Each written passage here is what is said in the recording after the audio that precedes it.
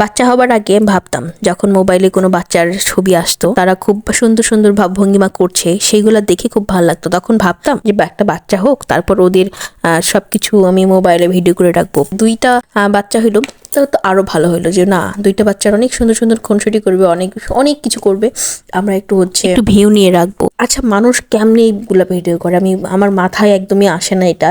কারণ আমি মোবাইলটা বের করতে করতে, ক্যামেরাটা অন করতে করতে আমার সেইগুলো দুষ্ট মিষ্টি শ্রেণী চলে যায়। আর ওরা এমন দুষ্টু, ওই সেই মানে ওগুলা যদি আবার পরে রিপিট করতে বলি, জীবনে এগুলা করবে না। কিন্তু মানুষ কি সবসময় কি ক্যামেরা নিয়ে কি বসে থাকে? আসলে ভাই আমার ওরকম সময় নাই। এর মধ্যেই দুইটা বাচ্চা, তার মধ্যে হচ্ছে বাসার কাজকাম তো আছেই, যাই হোক সেগুলো করতে হয়।